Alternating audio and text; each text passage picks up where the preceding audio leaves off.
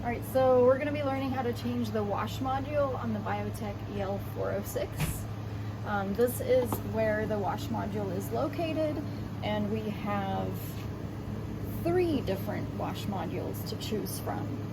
So the first thing to do is unscrew here so that you can remove this screen. This is just here to prevent you from getting your fingers trapped during a wash cycle. And you can unscrew these all the way, but then you have to keep track of where did you put the screws. So I like to just leave them in there. And, you know, just unscrew it enough that you can remove this. And then later, if you have to put it back, you can just screw it back on without having to hunt for them. And so just set that aside. I'm just gonna make this thing. So right now, what's on here is the wash module that's for the 1536 well plate, and we're gonna change it back to the wash module that's for a 384 well plate. The one for the 384 well plate is actually the default that we like to leave on the instrument at all times. So if you do change it like this to the 1536, or we have another one for a 96 well plate, then please remember to change it back to the default before you're done. The modules are located in this drawer, second drawer. They're in these black cases, and the 1536 one usually goes in this case, but right now it's actually the 384 well plate that's, you know, in its place. I can show you what the other one looks like. The other option is a 96 well plate manifold. This one has 96 tubes, so it works in a 96 well plate. It can also work in a 384 well plate. It would just have to go 4 times to be able to cover all of the wells, since there's 4 times as many wells in a 384 well plate. And you'll notice that the wash module has 2 parts. In this case, there's a aspirating tube and a dispensing tube, and the aspirating tubes fit into the dispensing tube manifold like this. So when this holds over the plate, we'll be able to dispense liquids here and aspirate liquids here, and so you can like actually flush the wells to be able to wash. That's true for the 96 module and the 384 module, but not the 1536 module, as you'll see soon. So I'm just gonna put this back where it belongs.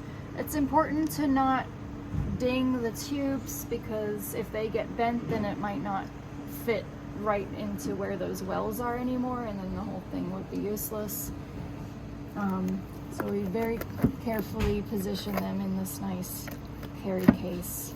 And each of the modules comes with a set of sticks that are used for cleaning the tubes. These sticks are the exact size that can fit in the different tube sizes. And each manifold has different size tubes, so they each have their own little collection of sticks, and that's for cleaning if there's something lodged in the tube and you need to jam it out. Alright, so this is the default module. Again, it has aspirating tubes and dispensing tubes. They're a lot smaller because it's optimized for a 384 well plate, and there's actually 172 tubes. So for this one to wash a 384 well plate, it only has to dip twice instead of 4 times, so it takes half the time to wash a plate. Of course, the smaller the tubes, the more chance of clogging. So if you have an experiment that has a clogging problem, then it's best to switch up to the 96 well tube. Otherwise, you know, this is going to be the fastest. For the 1536 well manifold that's on there right now, it has special screws. The other 2 both use the same screws, but this one has its own special screws. And there is a tool that's just the right size for those screws that's kept in the case of this manifold. So you just unscrew them here.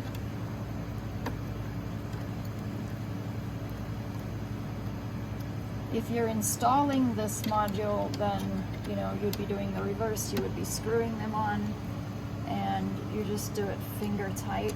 You know, not extremely. You don't like crank it.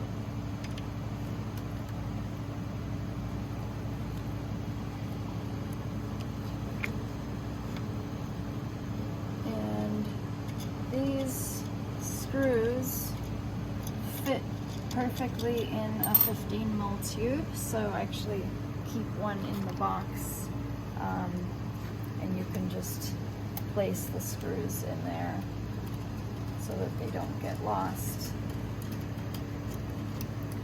Each screw actually has 3 parts.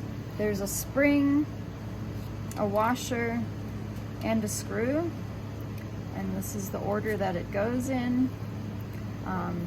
You know, it kind of makes sense. If you try and do it in other orders, it won't really fit right.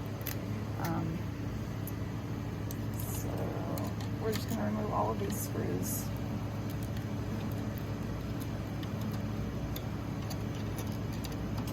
If you're washing a plate and the water's spilling out everywhere, it could be that this isn't screwed tightly enough. So, you know, if you're having that, if you're experiencing water going everywhere, this is something to check. Tighten those screws.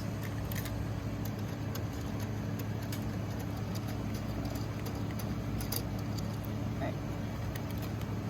And so we just store these nicely in the container.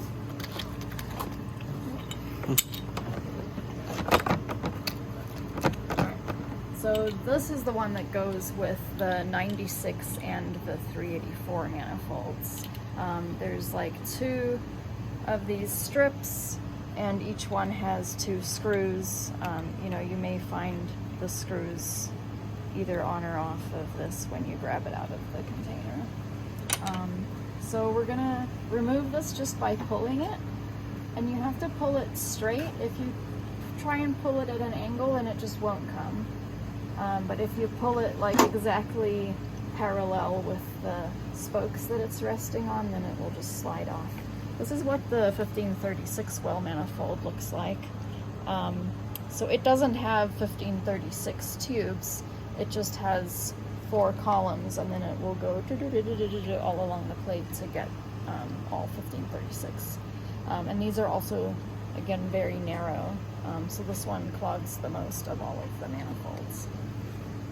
And this one, actually, the 2 parts don't come apart, and there's no dispensing tube. These are only aspirating tubes. So if you wanted to include a dispense in your wash, then you would just use either the peristaltic pump or the syringe pump. So this just goes like that. And again, it has its own special sticks that are just the right size. Very important to take the tool that fits the 1536 manifold screws and return that into the case so that it's right for the next person. Everything has a place. And this case with the manifold goes back in the drawer. Alright, so this manifold, you know, if the 2 parts are separate, there is really only one way that makes sense. If you put it the wrong way, then they're not going to line up. If you put it the correct way, then they will line up perfectly. So there's like these rows of circles. Yeah. So how you load it into the device, you can see that this here moves up and down. Right now, the distance between these 2 spokes is actually wider than the distance between the 2 manifold parts. So how you load it is you first put the bottom one on, because that one juts out. So you first put that one, and then you lift it, and then put the top one. if you can find the hole there. Like that. And then you can let go. So I'll show that again. So you want to put the bottom one first, and then you're going to lift it so that you can put these. You go there, and up, and on. And then once it's fully on, you can let go. Before putting it all the way, you should check that the O-ring is loaded back there. If this O-ring is ever you know, falling out of its place, then that would need to be put back in.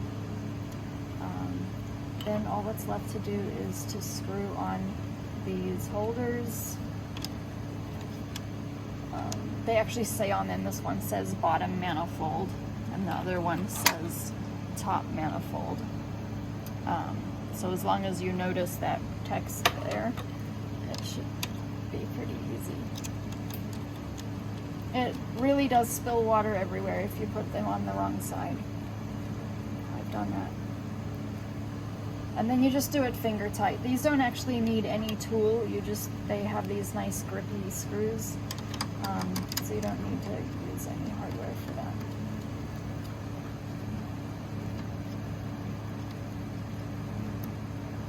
And there we have it, the default 3/4-wall plate wash module. And we're gonna put the